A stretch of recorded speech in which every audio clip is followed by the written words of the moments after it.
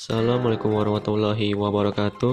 Halo, saya Givi Valuraman dari kelas 10 MSc 3. Pada video ini saya akan membahas tentang larutan elektrolit.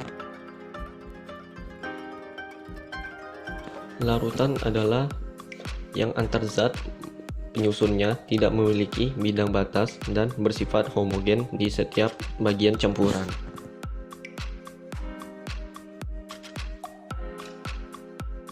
Larutan juga terdiri dari zat pelarut dan terlarut. Secara umum, pelarut jumlahnya lebih banyak dari zat terlarut. Larutan dapat berwujud cair, padat, dan gas. Contoh dari larutan cair adalah gula dan garam. Contoh dari bersifat padat antara lain emas, itu campuran emas dengan tembaga atau dengan perak. Dan contoh dari gas antara lain udara.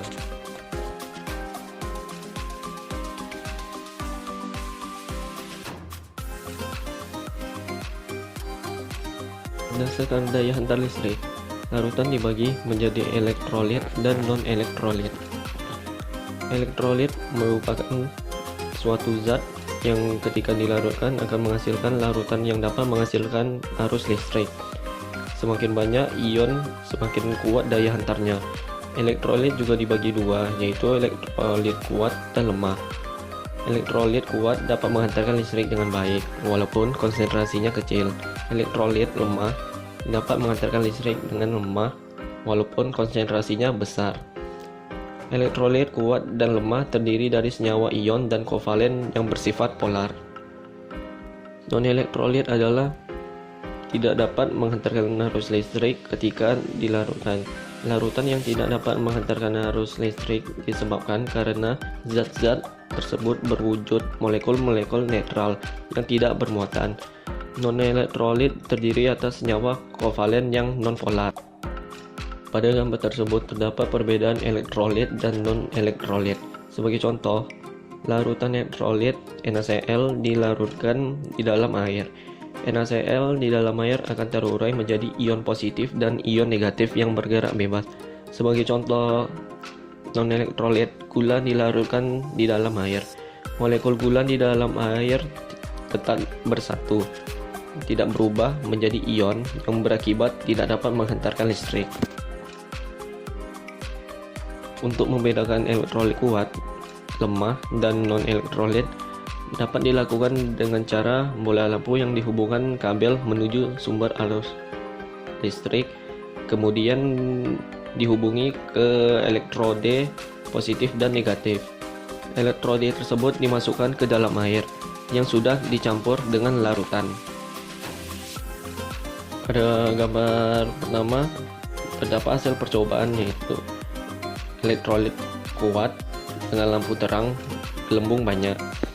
Yang kedua, elektrolit lemah, lampu redup, gelembung sedikit, bahkan tidak ada ataupun sebaliknya. Non-elektrolit, lampu tidak menyala dan tidak ada gelembung. Di sini saya akan menjelaskan tentang ion dan kovalen polar. Senyawa ion adalah senyawa yang terbentuk dari unsur logam dengan non-logam yang dapat membentuk ion positif atau kation dan ion negatif atau anion. Sebagai contoh adalah NaCl. NaCl dapat terurai menjadi Na+ dan Cl- yang tersusun rapi seperti pada gambar. Ketika dimasukkan ke dalam air, Na+ dan Cl- dapat bergerak bebas sehingga dapat menghantarkan listrik. Kovalen polar adalah senyawa yang terbentuk dari unsur non-logam dan non-logam, tetapi ada elektron bebas di atom pusat. Pada gambar senyawa non-polar tidak ada perbedaan ke elektron negatifan karena ikatannya sama. Senyawa kovalen polar terdapat perbedaan seakan-akan ada kutub positif dan negatif di dalam senyawa tersebut, yang contohnya air, H2O. Air dinyatakan kovalen karena H dan O termasuk non-logam, dan juga karena air mempunyai elektron bebas di dalam atom pusat. Untuk perbedaan larutan elektrolit dan non-elektrolit dapat menggunakan derajat disosiasi atau alfa. Derajat disosiasi adalah fraksi molekul yang benar-benar terdisosiasi, atau dapat juga merupakan perbandingan mol zat terionisasi dengan mol zat mula-mula. Penentuan nilai derajat disosiasi merupakan perbandingan antara mol zat terionisasi dan mol zat mula-mula. Nilai derajat disosiasi dapat dicari melalui rumus derajat disosiasi. Nilai alfa dapat berubah-ubah antara rentang 0 sampai 1. Kriteria derajat disosiasi memenuhi ketentuan berikut.